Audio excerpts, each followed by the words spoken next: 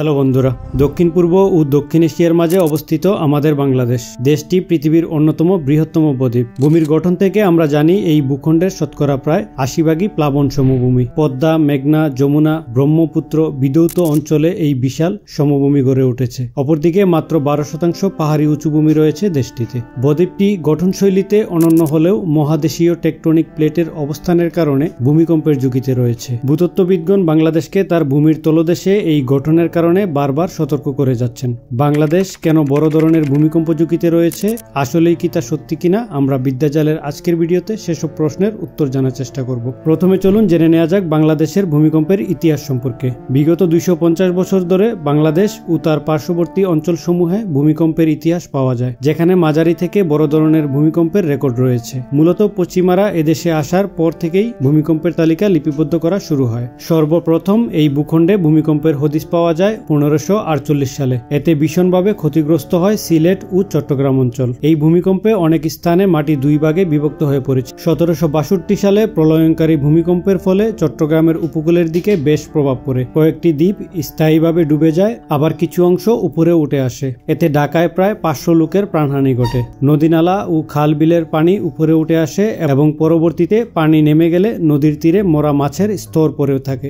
এমনও বলা হয় একটি নদীর পানি সম্পূর্ণ শুকিয়ে গিয়েছিল এবং সীতাকুণ্ড পাহাড়ে সৃষ্টি হয়েছিল আগ্নেয়গিরির। ১৮৯৭ সালে বাংলাদেশ প্রকৌশল বিশ্ববিদ্যালয় ও ঢাকা বিশ্ববিদ্যালয়ের এক যৌথ গবেষণায় দেখা যায় যে ভারতের আসামে রিক্টার স্কেলে ৮ মাত্রার বেশি ভূমিকম্প অনুভূত হয়, যার কেন্দ্রবিন্দু ঢাকা থেকে ২৫০ কিলোমিটার দূরে অবস্থিত ছিল। তবুও ঢাকার ১০ ভবন তাতে ক্ষতিগ্রস্ত হয়েছিল। ১৯৫০ সালে আসামের আরও একটি ভূমিকম্পের মাত্রা ছিল ৮.৪। এটির কেন্দ্র অবস্থিত ছিল মিশমি পাহাড়ে। এই ভূমিকম্পটি বাংলাদেশেও অনুভূত হয়েছিল, তবে কোনো ক্ষয়ক্ষতির তথ্য পাওয়া যায়নি। ১৯৯৯ সালে মহেশখালী দ্বীপের ভূমিকম্পটির মাত্রা ছিল ৫.২, আর এই ৫.২ মাত্রার ভূমিকম্পের ফলে বাড়িঘরে ফাটল দেখা গিয়েছিল। ২০০২ সালে মোট ৪০ বারের মতো চট্টগ্রামের মাটিতে ভূমিকম্প অনুভূত হয়েছিল। ঠিক ওই বছরেই ইন্দোনেশিয়ার সুমাত্রায় ৯.৩ মাত্রার ভূমিকম্প আঘাত এনেছিল। ভয়াবহ এই ভূমিকম্পের ফলে সৃষ্ট সুনামিতে ভারত মহাসাগরের তীরবর্তী ১৪টি দেশে ২ লক্ষাধিক মানুষ প্রাণ হারিয়েছিল।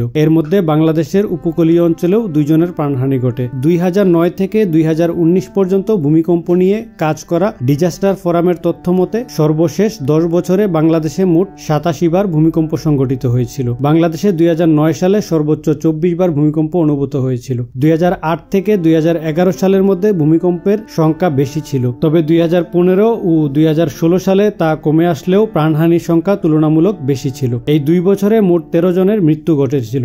এবার চলুন জেনে নেওয়া যাক বাংলাদেশ কি বড় ধরনের ভূমিকম্পের ঝুঁকিতে রয়েছে কিনা। এক কথায় এই প্রশ্নের উত্তর হলো হ্যাঁ, বাংলাদেশ বড় ধরনের ভূমিকম্প ঝুঁকিতেই রয়েছে। এ বিষয়ে ঢাকা বিশ্ববিদ্যালয়ের আর্থ অবজারভেটরি ও আমেরিকার কলম্বিয়া বিশ্ববিদ্যালয়ে এক যৌথ গবেষণায় পরিচালিত হয়। গবেষণায় উঠে আসে যে বাংলাদেশ ৩টি টেকটনিক প্লেটের সংযোগ স্থলে অবস্থান করছে। প্লেটগুলো হলো ভারতীয়, ইউরেশীয় এবং বার্মা প্লেট। এই ৩টি টেকটনিক প্লেটে ভূমিকম্প হওয়ার শক্তি ক্রমান্বয়ে বেড়েই চলেছে। তাছাড়া বাংলাদেশের ভেতরে ও আশেপাশে ১৩টি ফল্ট লাইন রয়েছে। এক ডাউকি ফল্ট লাইন ৩০০ কিলোমিটার পর্যন্ত বিস্তৃত হয়ে বাংলাদেশের দিকে চলে এসেছে। আবার ঢাকার কাছাকাছি সক্রিয় রয়েছে মধুপুর ফল্ট লাইন। সমন্বিত দুর্যোগ ব্যবস্থাপনা কর্মসূচি ও জাইকার যৌথ জরিপে বলা হয় ৭-এর অধিক মাত্রার ভূমিকম্প হলে শুধু ঢাকা শহরেই ৭২,০০০ ভবন ধসে পড়বে। যুক্তরাষ্ট্রের কলোরাডো বিশ্ববিদ্যালয়ের রাজার বিলহাম এ বিষয় নিয়ে গবেষণা করেন, যেখানে তিনি দেখতে পান যে ইউরেশীয় প্লেটের নিচে ভারতের যে প্লেটটি রয়েছে সেটি স্থির হয়ে আছে। হিমালয়ের পাদদেশের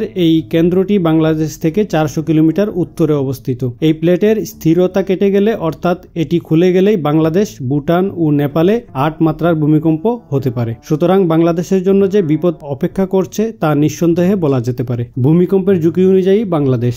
ভৌগোলিক অবস্থানগত ভূমিকম্পের ঝুঁকির দিক থেকে ৩টি জোনে ভাগ করা হয়েছে বাংলাদেশকে। ১ নম্বর জোন, একে রেড লাইন জোন বলা হয়। সিলেট বিভাগ সহ নেত্রকোনা, শেরপুর, কুড়িগ্রাম জেলা এর অন্তর্গত। ময়মনসিংহ, কিশোরগঞ্জ, জামালপুর, গাইবান্ধা, রংপুর ও লালমনিরহাট জেলার অংশবিশেষ নিয়ে অধিক ঝুঁকিপূর্ণ জোন এটি। ২ নং জোন হল ঢাকা, কুমিল্লা, চট্টগ্রাম, কক্সবাজার নিয়ে মাঝারি ঝুঁকিপূর্ণ জোন। ভূমিকম্পের কম ঝুঁকিতে রয়েছে ৩ নম্বর জোন, দক্ষিণাঞ্চলের পুরো খুলনা ও বরিশাল বিভাগ নিয়ে। ১৯৭৬ থেকে ২০১৫ সাল পর্যন্ত বড় মাত্রার ভূমিকম্পগুলোর প্রায় সবকটির উৎপত্তি স্থল ছিল সিলেট, মৌলভীবাজার, রাঙামাটি, বান্দরবান ও কক্সবাজার এলাকায়। এই সব অঞ্চল অতি ঝুঁকিপূর্ণের কাতারেই রয়েছে। এবার চলুন জেনে জেনে আসি বাংলাদেশ ভবিষ্যতে এত বড় ঝুঁকিপূর্ণ ভূমিকম্পের মোকাবেলায় কি কি করতে পারে। ভূমিকম্প হলো এমন একটি প্রাকৃতিক দুর্যোগ যার সুনির্দিষ্ট পূর্বাভাস দেওয়া সম্ভব নয়, অথবা প্রতিরোধ বা ঠেকিয়ে রাখাও সম্ভব নয়। যা করা যেতে পারে তা হলো গবেষণার মাধ্যমে ঝুঁকিপূর্ণ অঞ্চলগুলো শনাক্ত করে ওই অঞ্চলে ভূমিকম্প সহনীয় অবকাঠামো তৈরি করা, সতর্কতামূলক ব্যবস্থা গ্রহণ করা যাতে যদি ভূমিকম্প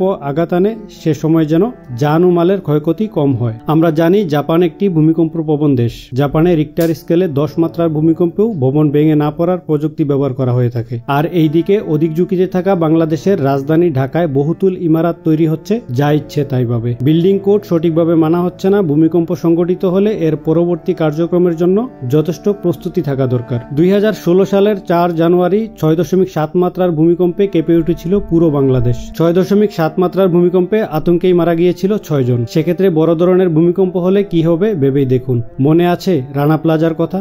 উদ্ধার কাজ চালাতেই আমাদের 15 দিন লেগে গিয়েছিল। আমাদের দেশের ফায়ার সার্ভিস ও সিভিল ডিফেন্সকে আরো আধুনিকায়ন করতে হবে। পাশাপাশি স্বেচ্ছাসেবক বাহিনীকে প্রশিক্ষণের মাধ্যমে সবসময় প্রস্তুত রাখতে হবে। এছাড়া ভূমিকম্পের পর দেশের উপকূলীয় এলাকায় সুনামির আশঙ্কা থাকে, তাই পর্যাপ্ত আশ্রয়কেন্দ্র নির্মাণ ও হাসপাতালগুলোকে আধুনিক করতে হবে। জনগণকে সচেতন করার পাশাপাশি ভূমিকম্প নিয়ন্ত্রণে সঠিক গাইডলাইন তৈরি করতে হবে। সরকারি পৃষ্ঠপোষকতায় ভূমিকম্পের উপর প্রতিনিয়ত গবেষণা করা উচিত।